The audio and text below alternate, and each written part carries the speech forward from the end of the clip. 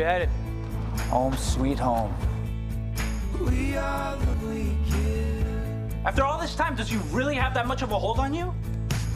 Oh, back in the day, I used to watch these all the time. Daytime soaps filled the afternoons and formed the foundation of the modern TV series. And a new WBEZ podcast shares the steamy history of soap operas and how they actually got their start right here in Chicago. It's called Stories Without End, hosted by journalist Natalie Moore, and she joins us this morning. Good morning. Good morning. So these got started in Chicago. How?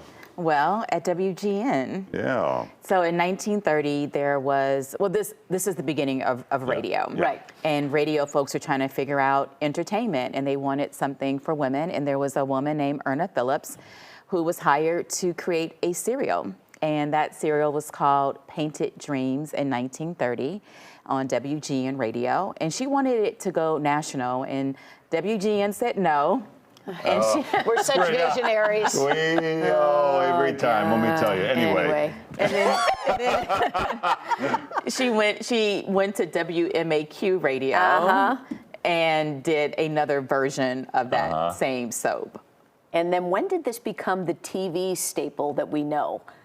In the 1950s, so Chicago was the mecca for radio soaps. Right. And then The Guiding Light is the only soap to transition to TV from radio. Oh. And she created The Guiding Light, Erna Phillips, that is. And it was based off of, I'm going to say, the Uptown neighborhood. She went to the People's Church. And there was the Reverend Preston Bradley. People might recognize that name because there's a hall named after him in the Chicago Cultural Center. Oh. And he was the guiding light for the community. And people came, and it was a community of white ethnics.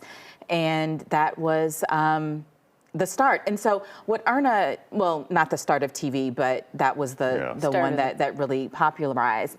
And then the other Chicago connections are Erna Phillips's proteges. Agnes Nixon, who created All My Children and One Life to Live, was the head writer for The Guiding Light.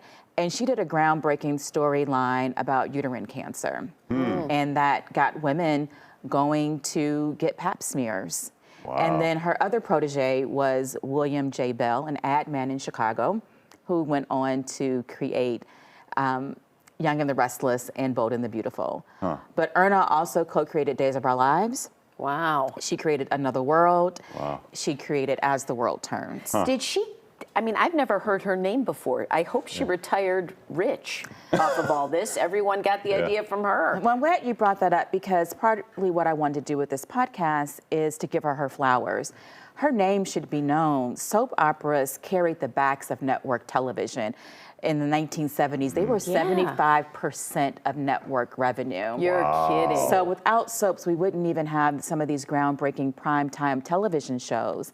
Yeah. So Procter & Gamble owned a number of shows, as well as some of the networks. And when ratings slipped on one of the shows in 1972, she was fired and then died that year. Oh, no. That's terrible. Wow. Well, because they were somewhat low budget in the sense that in the beginning, I would imagine they're actors that are not super well known. There's not high, you don't have car chases, and then you have sponsors who want to tap into the people who are making the purchases in the home. Yes. So with radio, they were live, 15 minutes, and they hired theater actors. Yeah. And there's a lot of correlation, I think, between soaps and theater. They're very character-driven shows, like you're saying. You don't have plots with a lot of, Special effects sets and all of that. Yeah.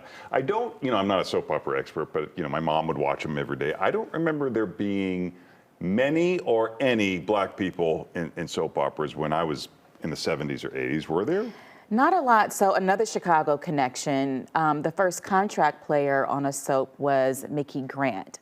And she was from Chicago. Turns out, I didn't even know this, she was friends with my grandparents. Now, I knew who she was, but I didn't know her role on Another World as the first black contract player. And she was a Broadway writer. So she moved on to Broadway after soaps. The first black super couple was Jesse and Angie on All My Children. Oh, okay. Yeah, so there is an episode about black representation, about them. On one hand, being present, on the other hand, being a sidekick. Yeah. But there's a new black soap Yeah. that just talk started. about Yeah, I this. think we have a clip of this. Yeah. Let's take a look. Or do we have something here? I thought we had Because something. you know that the juggernaut, that is the law offices of Bill Hamilton Esquire, was strategically positioned to secure an unequivocal and decisive So this victory. is called Beyond the Gates, and talk about this. Just debuted a couple months ago, right? Yeah, so it is created by a woman from the south side of Chicago, Michelle Valjean. And then the character that we're watching here, Bill, he is a Chicago native as well. Folks might recognize him from Queen Sugar. So the thing about soaps is that they are intergenerational, and they center around a core family. That's why if someone turns on Young and the Restless right now, they're going to still see Victor Newman. They're still going to see his children. On Days, you're going to see the legacy of the Horton family. And so the premise here is, what if we made the core family the black family, and then other people around them? Well, it's nice. I would love to see these become more popular again because it's a great.